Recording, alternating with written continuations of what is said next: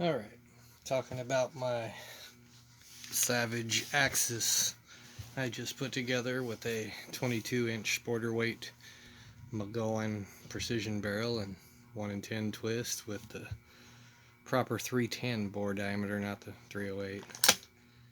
She feeds super smooth. Of course, it's an Axis. It's got the terrible bolt lift right there. But as you can see, nice. Good ejection. Used a modified 223 magazine that I bent the feed lips on to accommodate. Although it did function without bending them, I just made it match the dedicated 7.62 by 3.9 Savage magazine that I have. But I broke the, I don't know if it's in there, the little rear tab there. I accidentally broke that off on the 7.62 by 3.9 mag because it didn't like this stock. The rear catch is finicky on here too because it's an Axis, but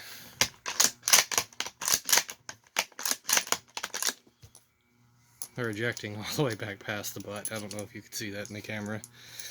Anyway, I wanted to do a Model 10, but I got this rifle after selling the original heavy barrel, was a 223. I'm $100 invested into the entire rifle. That's that scope that came with it, which is junk in my opinion, but it functions. Haven't shot for groups yet, but I literally hit anything I shoot at since sighting it in. I sighted in on an old Amazon box, shooting for like the little round symbol on the tape they use, and got lucky. The first adjustment of the scope, it center punched it, and I've left it alone since.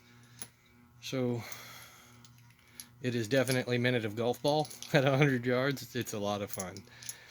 The whole point of the rifle is to have something lightweight that shoots a heavy enough round to be good for deer or hog, but cheap enough to just have a good old time with. Now, my headspace gauges ain't supposed to be in for almost another month. PTG is really backed up or something.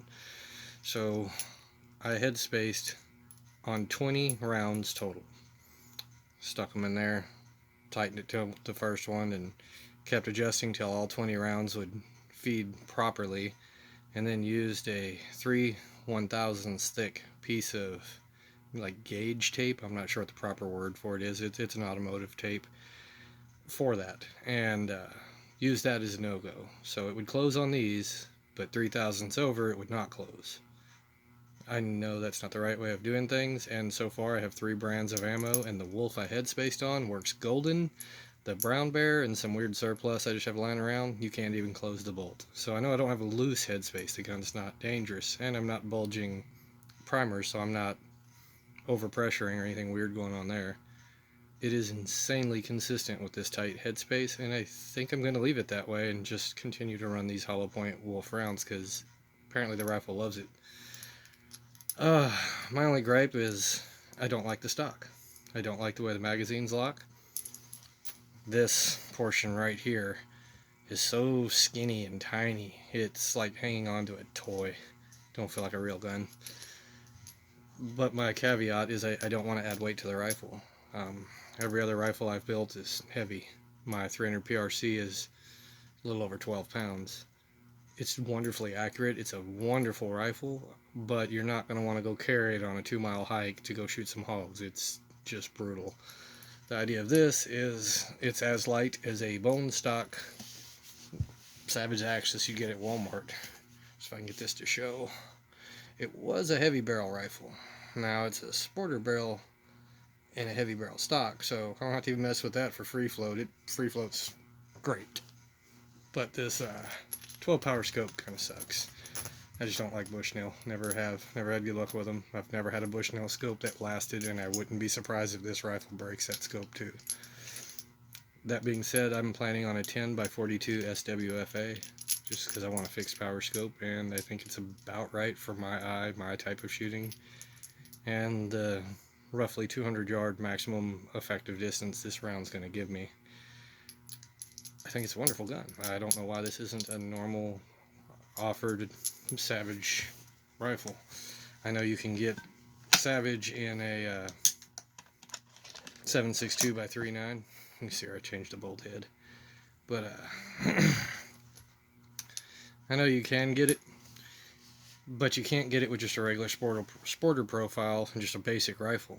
It's their Hog Hunter version, I believe, with the little tiny short 16-inch barrel, and I did not want that. I wanted a minimum of 22 inches, 23 being absolute optimum for 7.62 by 3.9, but 22 inches is great. 20 inches is okay. 16, it gives you a lot of blast and a big fireball when you fire it. If you ever shot an AK in the dark, you'd know what I'm talking about. But yep, they just don't offer it without screw holes in it for iron sights or in just a regular 22-inch barrel. I don't know why it's not a common rifle. I did have the Ruger American in 7.62 by 3.9, and I hated that rifle. It didn't feed worth a shit. The trigger sucked. It was just terrible, terrible accuracy. My AK, no joke, sitting in a vise, locked down, all human error removed, using an air plunger to pull the trigger. Zero human error.